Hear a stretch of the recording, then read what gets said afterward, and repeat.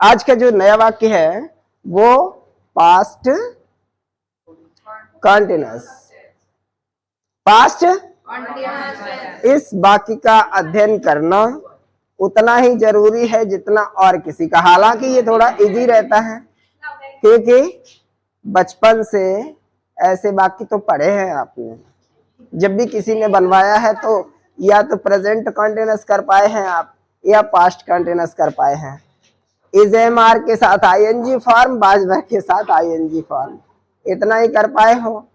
इसलिए ये इतना टफ नहीं है, फिर भी पढ़ना बहुत जरूरी है।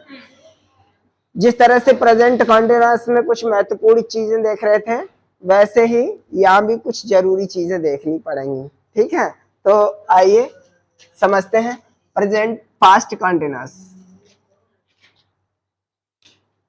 भूतकाल में किसी काम के जारी होने की जब सूचना मिलती है तो वो वाक्य कौन सा होता है?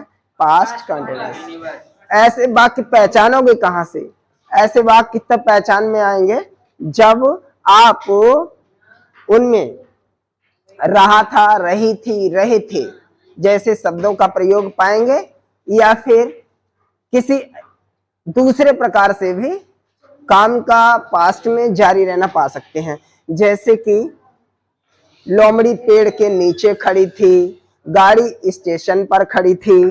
ठीक, ऐसे वाक्य भी ऐसे ही होते हैं, पास्ट कंटिन्यूअस। समझ गए? तो यहाँ जो पहचान लिखी गई है वो तो क्या लिखा है?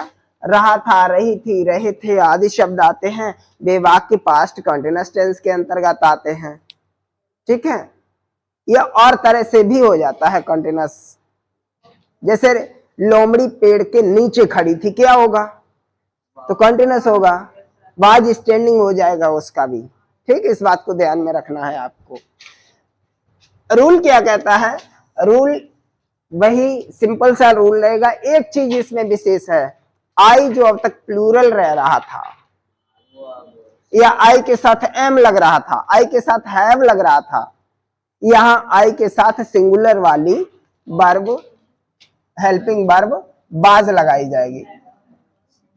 आई के साथ और एक वचनकर्ता के साथ आपको बाज लगाना है, हेल्पिंग वर्ब बाज लगा देना है, एक वचन के साथ और आई के साथ, और वर्ग का प्रयोग बहुवचन के साथ करना है। ठीक है, पहला नियम हो गया। दूसरा नियम क्या है? दूसरा नियम है मेन वर्ब की फर्स्ट फॉर्म में आईएनजी लगाओगे।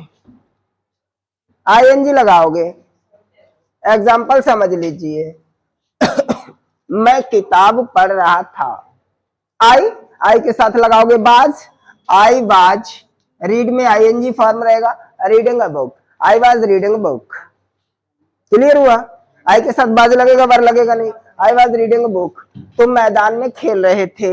यू होता है प्लूरल। अच्छा, सिंगुलर क्या क्या होता है? एक बार फिर से, ही, सी, इट और किसी का नाम सिंगुलर रहता है।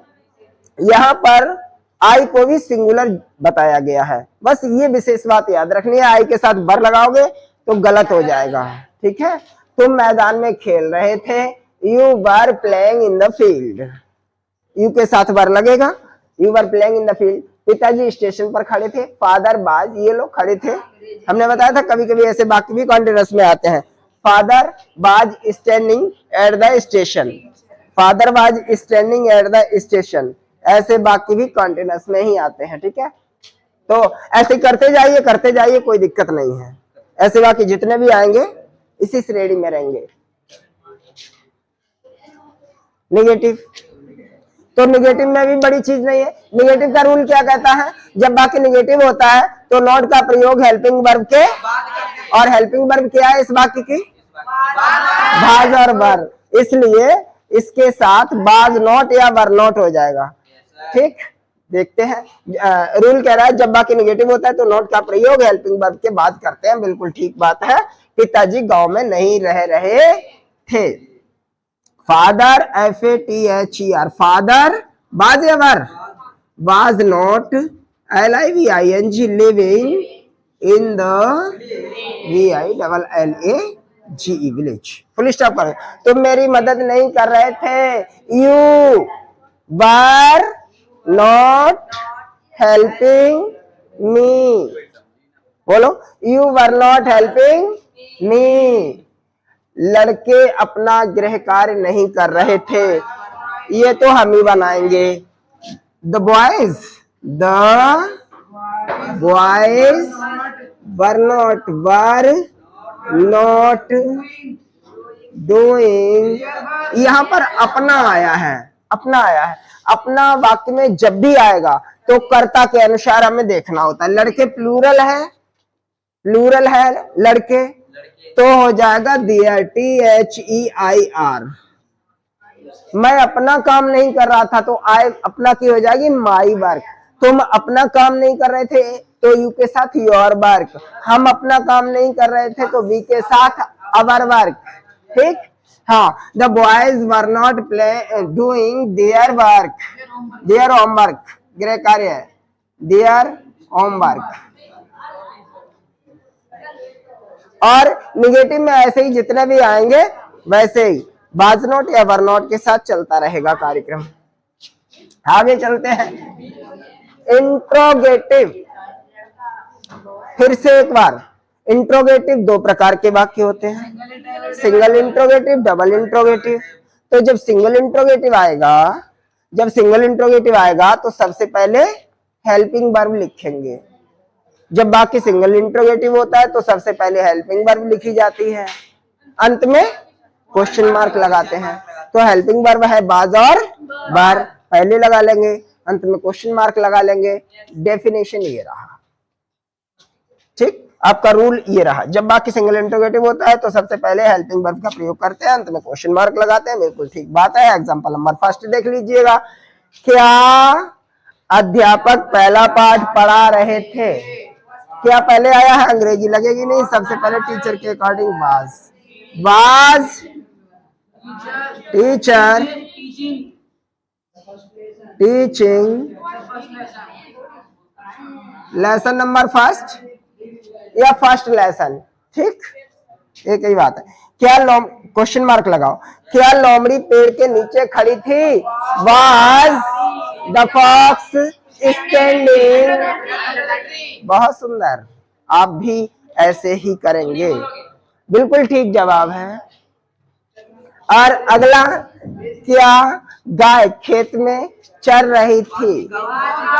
Was the cow grazing in the field? हाँ, इसी तरह से करते रहिए। आगे बी टाइप वाक्य समझ लेते हैं। जब वाक्य डबल इंट्रोगेटिव होता है तो सबसे पहले प्रश्नवाचक शब्द की अंग्रेजी लगाते हैं। शेष वाक्य सिंगल इंट्रोगेटिव रहता है। नियम तो हर एक वीडियो में हम बता ही रहे हैं आपको, एक बार फिर से बता दिया, यहाँ पर यही लिखा भी गया है, ठीक। एग्जाम्पल समझ लेते हैं। राधा गीत क्यों गा रही थी? Why was Radha singing a song. ये देखिए, क्वेश्चन वर्ड पहले लगाओगे, सिंगल सेंटेंस उसके बाद कर दो, बस डबल इंट्रोगेटिव हो गया। समझ में आया? दूसरा वाला, तुम कहाँ जा रहे हो? तो सबसे पहले कहाँ की अंग्रेजी वेयर लगा दिया, शेष वाक्य सिंगल इंट्रोगेटिव कर दो, आपका ठीक हो जाएगा जवाब। वेयर वर यू गोइंग, तुम कहाँ जा रहे थे? माता जी कितना दूध खरीद रही थी? कितना दूध, पूरा अंग्रेजी साथ लिखो, how much milk. Was mother buying, was mother buying, ठीक है, क्लियर हुआ? और जब इसी तरह से होंगे, जो भी वाक्य होंगे इसी तरह से होंगे, ठीक। हाउ मच, हाउ मैनी और विच, ये वाले वाक्य थोड़ा सा डिस्टर्ब कर जाते हैं, क्योंकि जिस व्यक्ति वस्तु की बात की जाती है उसकी अंग्रेजी साथ में रखते हैं। डबल इंट्रोगेटिव नेगेटिव का एक ही रूल है, जब वाक्य प्रश्नवाचक नकारात्मक होगा, if the sentence is interrogative negative, तो नॉट का प्रयोग करेंगे कर्ता के बाद, ठीक। क्या लिखा है, यही यहाँ पर रूल में लिखा भी है, नॉट का प्रयोग कर्ता के बाद करते हैं। एग्जाम्पल नंबर फर्स्ट करते चलिए मेरे साथ। क्या पिताजी समाचार पत्र नहीं पढ़ रहे थे? क्या बनेगा? वाज, ये सिंगल इंट्रोगेटिव है, was father not reading a news paper. Question mark लगाओ। क्या डॉक्टर दवा नहीं दे रहा था? Was doctor not giving medicine. अगला तीसरा, क्या आप स्कूल क्यों नहीं जा रहे थे? डबल इंटरोगेटिव है ये। Why were you not going to, अच्छा आ रहे थे, coming to school. Why were you not coming to school. बहुत अच्छे। आगे आइए, क्या मैं क्या नहीं कर रहा था? व्हाट, क्या बीच में है, अंग्रेजी लिखनी पड़ेगी। What was I not doing. बहुत अच्छे। वे तुम्हारी मदद कब नहीं कर रहे थे? When were they not helping you. तो इसी तरह से आप करते चले जाइए, इसी तरह से करते चले जाइए जितने भी वाक्य आएंगे। पास्ट कंटीन्यूअस टेंस फिनिश हुआ। अगले टेंस में बहुत जल्दी मुलाकात होगी पास्ट परफेक्ट टेंस के साथ।